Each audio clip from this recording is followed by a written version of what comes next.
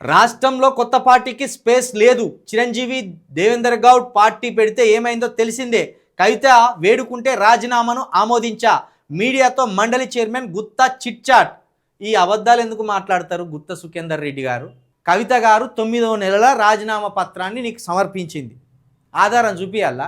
సూడిగా 9వ నెల ఏది సెప్టెంబర్, నా రాజీనామా లేఖను ఆమోదించు అని ఆమె అప్పుడే నీకు చెప్పింది. కానీ నువ్వేం చేసినావు? నువ్వు అప్పుడు ఆమోదించలే. Kalvakuntla Kavitha MLC, local authorities constituency Nizamabad, the chairman Telangana legislative council Hyderabad. I hereby tender my resignation of my seat in the house with effect from 3rd 2025. ఇది ఎన్నో నెల? ఇది జనవరి, అక్టోబర్, నవంబర్, డిసెంబర్, 4 నెలలు అవుతుంది ఆమె రాజీనామా చేసి. తన రాజీనామాను విత్ ఎఫెక్ట్ అంటే వెంటనే నా రాజీనామాను ఆమోదించాలని యువర్స్ ఫెయిత్ఫుల్లీ కల్వకుంట్ల కవిత. ఆమె ఎప్పుడో ఆమోదించింది రాజీనామాను. ఆమె రాజీనామా ఎప్పుడో అందించింది. నువ్వు ఆమోదించలే. నువ్వు ఆమోదించకుండా 4 నెలలు కాలయాపన చేసి ఆమె ఏదో నిన్ను బతిలాడినట్టు చెప్తాను. ఇట్లా శాసన మండలి చైర్మన్ హోదాలో ఉండి కూడా ఈ అబద్ధాలు ఎందుకు ఆడుతున్నారు? 4 నెలలు అవుతుంది కవిత గారు రాజీనామా లేఖ ఇచ్చి. ఆ రాజీనామా లేఖను ఇప్పుడు నువ్వు ఆమోదించి ఆమె వేడుకున్నది నన్ను అని చెప్తే ఎట్లా? ఇక్కడ ఏం రాసిండు చూడు. కవిత వేడుకుంటే రాజీనామాను ఆమోదించా. ఆమె ఏం వేడుకోలే, నీ ముఖం మీద వారేసింది, సపరేట్ కూకున్నది.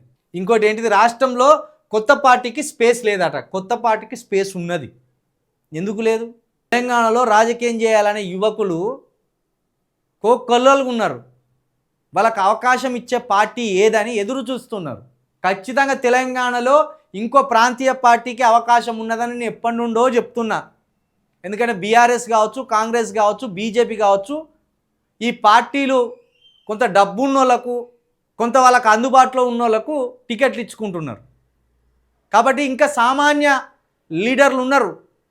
వాళ్ళకు మాకెవరైనా వచ్చి టికెట్ ఇస్తే బాగుండు, మేము గెలిచే అవకాశాలు ఉన్నాయని ఆశపడేటోళ్ళు కోకొల్లలు ఉన్నారు. వాళ్ళని గుర్తించి టికెట్లు ఇస్తే వీళ్ళ కూసాలు కదిలిపోతాయి. మీరు చూడుర్రి, కొత్త పార్టీకి ఖచ్చితంగా స్పేస్ ఉన్నది. ఎందుకంటే ఈ తెలంగాణ అస్తిత్వంతో, తెలంగాణ ఆశ శ్వాసతోటి, ఆ ఉద్వేగంతో, ఆ సెంటిమెంట్ కలిసి వచ్చేటట్టు ఇప్పుడు ఏ పార్టీ లేదు. బీఆర్ఎస్ తన సెంటిమెంట్ను కోల్పోయింది. చేయెత్తి జై తెలంగాణ అన్నప్పటికీ బీఆర్ఎస్గా ఉండడం వల్ల దాని సెంటిమెంట్ను అదే చేతులారో ఇడిచిపెట్టుకున్నట్టు అయింది. కాబట్టి కొత్త పార్టీకి తప్పకుండా రాష్ట్రంలో స్పేస్ ఉన్నది. చిరంజీవితోటి కవితను ఎట్లా పోలుతావా? చిరంజీవి సినిమా యాక్టర్, ఆయనతోటి ఉన్నదంతా ఒక వెర్రి అభిమానం కలిగిన ప్రేక్షకులు. వాళ్ళకి సిద్ధాంతం ఏడ తెలుస్తుంది, భావజాలం ఏడ తెలుస్తుంది. అందుకే ఆయన కనుమరుగు అయిపోయాడు. ఇక దేవేందర్ గౌడ్ అంటావా? దేవేందర్ గౌడ్ తెలంగాణ అనే ఒక సెంటిమెంట్ను బలంగా పట్టుకోలేకపోయాడు. దాని ఆవశ్యకత ఏందో వివరించి చెప్పడంలో ఆయన సిద్ధాస్తుడు కాదు, ఆయన గొప్ప స్పీకర్ కాదు.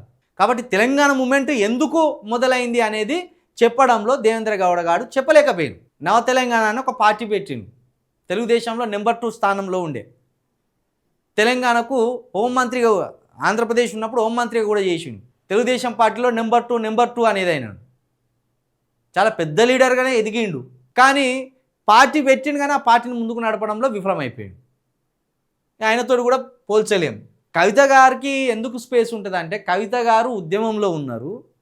ఉద్యమంలో ఉంటూనే జాగృతి అనే ఒక ప్రత్యేకమైన సంఘాన్ని ఏర్పాటు చేసుకున్నారు. ఆ సంఘం కింద కొంతమందిని పోగేసుకున్నారు. ఆమె శక్తిగా మారిండ్లు. ఇప్పుడు ఆ సంఘానికి సంబంధించిన కార్యకర్తలు, వ్యక్తులు వాళ్ళు 1,00,000-2 లక్షల మంది దాకా అయ్యేటట్టున్నారు. ఆమె సభ పెడితే ఈజీగా 1,00,000-2 లక్షల మంది జమ అవుతారు. ఆ 2 లక్షల మందిని ఆమె గట్టిగా వాడుకుంటే ఆమె పార్టీకి భవిష్యత్తు ఉంటుంది. సరే, ఆమె గట్టిగా ఉంటుందా ఉండదా అనేది ఇక ఆమె నిర్ణయం మీద ఉంటుంది, కాలం మీద ఉంటుంది.